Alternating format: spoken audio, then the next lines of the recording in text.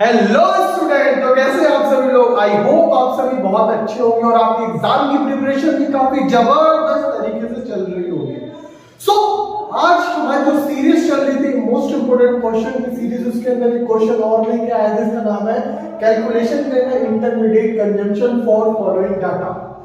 Intermediate का मतलब क्या होता है दोस्तों, अगर हिंदी मीडियम में बात करें तो मध्यवर्ती भोग की बात कर रहा है। मध्यवर्ती भोग कैसे निकलता है, आपको टोटल वैल्यू ऑफ आउटपुट दे रखा है, नेट वैल्यू एडिट कॉस्ट दे रखा है, सेल्स टैक्स दे रखा है, सब्सिडी दे रखा है और डेप्रिसिएशन दे रखा है। ठीक है, तो सबसे पहली चीज, अगर मुझे इंटरमीडिएट कंजम्पशन निकालना है तो मुझे इसके बारे में पता होनी चाहिए क्या है, net value edit eight factor cost. तो जैसे कि आपको पता है इसकी शुरुआत होती है एनबीए एट एलपी, ये आपको गिवन है।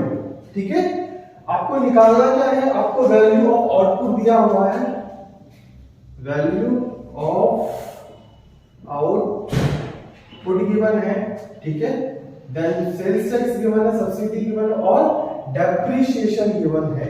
तो इसकी करके हम कैसे अपने फॉर्मूले को एडजस्ट करेंगे, सबसे पहले हम फॉर्मूला एडजस्ट कर लेते हैं, देन हम उसके ऊपर बात करेंगे। ठीक है, तो सबसे पहले एडजस्टमेंट ऑफ फॉर्मूला कर लेते हैं कि मुझे निकालना क्या है, मुझे निकालना है इंटरमीडिएट कंजम्पशन। क्या निकालना है,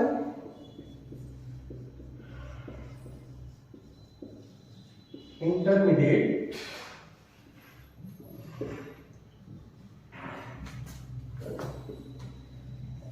कंजम्पशन।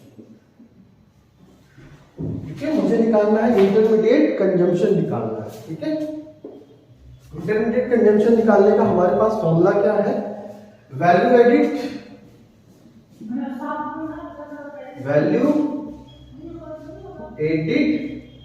माइनस हमारा ये दे रखा है नेट वैल्यू, जिसको हम बोलते हैं एनवीए एट एमपी, और क्या माइनस करना है, देखो सेल्स टैक्स दे रखा, सब्सिडी दे रखी है। अगर मैं सेल्स टैक्स में से सब्सिडी माइनस कर दूं तो मेरे पास क्या आ जाएगा, मेरे पास आ जाएगा एनआईटी, जिसको बोलते हैं net indirect tax, net indirect tax.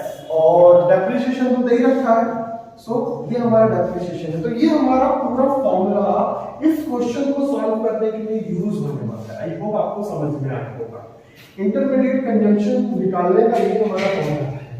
ठीक है, आई होप आपको ये सारी चीजें, ये फॉर्मूले को अंडरस्टैंड करना है। ये फॉर्मूला बहुत यूजफुल है और जो मैं बात कर रहा हूँ हमारा थर्ड मेथड है, उसका नाम है वैल्यू एडिट मेथड। ठीक है, सो हमें ये निकालना है, हमें वैल्यू एडिट कितना दिया हुआ है, वैल्यू एडिट दे रखा है 200।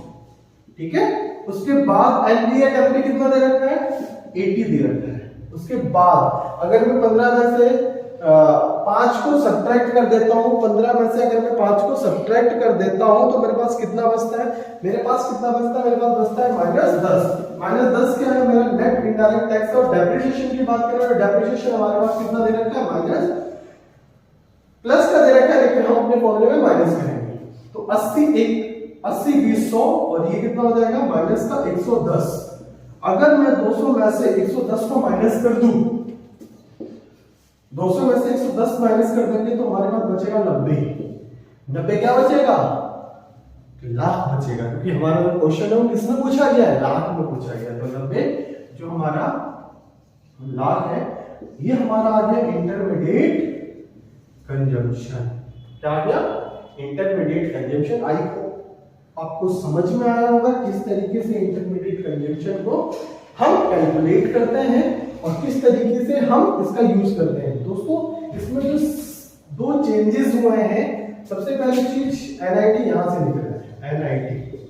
और डेप्रिसिएशन आपको पता है डोमेस्टिक पे जाने के लिए, नेशनल से डोमेस्टिक पे जाने के लिए हम डेप्रिसिएशन का यूज करते हैं। आई होप आपको ये मेथड समझ में आया होगा। समझ में आया होगा तो हम मिलते हैं अपनी नेक्स्ट वीडियो में। तब तक के लिए टेक केयर, स्टे ब्लेस्ड, मिलते हैं नेक्स्ट वीडियो में। Bye bye.